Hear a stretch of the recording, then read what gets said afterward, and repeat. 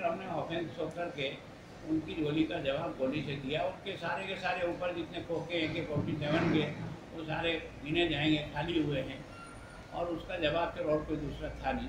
Supreme court के वकील रेड्डी सिंह मिले थे, आपसे 2 बार मिले, राज्यपाल सिंह मिले थे कि कहा था सरेंडर करने को तैयार है, तो सरकार ने क्या प्रयास किया? सरकार ने सब प्रयास किया, पर उसका अभिमान इतना ऊंचा चढ़ा हुआ था, घर वालों की बात मानने को तैयार ही नहीं। लेकिन सुप्रीम कोर्ट का वकील खुद आता है, ये कहता है वो करने को तैयार है, उसके बाद नहीं, उसकी सुप्रीम कोर्ट के उसको थोड़ी सरेंडर कराते हैं, सरेंडर तो आनंद पाल कराते हैं ना। अगर वो लाता तो कोर्ट में लाके करा देता, हमारे पास नहीं आता तो क्या दिक्कत। लेकिन उसने ये कहा था मुझे डर सरकार से है, वहाँ की देखभाल से नहीं। सरकार से सरकार इतनी घेर करके उस कोठी को खड़ी है, आवाज़ दे रही है, बुला रही है, सरेंडर कर दो ताकि कम से कम उसको जिंदा पकड़ लें, और उसने भी अपना अंतिम दम तक जो कुछ भी प्रयास किया।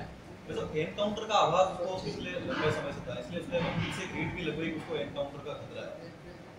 खतरे में तो और तो क्या कर सकते हैं, उसको पुकार रहे हैं, बुला रहे हैं, बात कर रहे हैं, वो गोलियां चला रहा है, हम अपने आप को पोजीशन दे करके बची हुई स्थिति में हैं, फिर भी वो ऊपर के मंजिल पर है, हम नीचे की धरती पर हैं, नाल चढ़ करके जाना पड़ा, उसके कारण से हमारे एक CI का पैर फ्रैक्चर हुआ।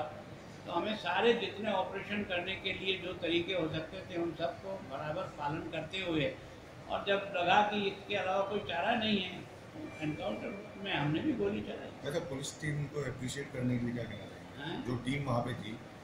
वो सारा केस बनकर आएगा, क्योंकि डिटेल तो जानकारी वहाँ फील्ड पर जो होगा वही ठीक प्रकार से दे सकेगा। अभी तक तो हमको जो जानकारी मिली उतनी मैंने आपको करेंगे,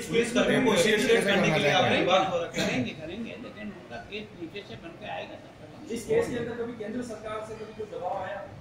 कभी आपने 1.5 साल पहले कहा था एनकाउंटर होगा, अगर वो सरेंडर नहीं करेगा तो उसे मार दिया जाएगा। मैंने एनकाउंटर नहीं कहा, एनकाउंटर तो उसने गोली चलाई तो उसका जवाब किससे दें, हाथ जोड़ के दें? आप चाहते हो क्या वो गोली चलाए और हमारा आदमी मरता रहे और हाथ जोड़ के खड़ा रहता रहे और आप इसको अप्रिशिएट करते रहो?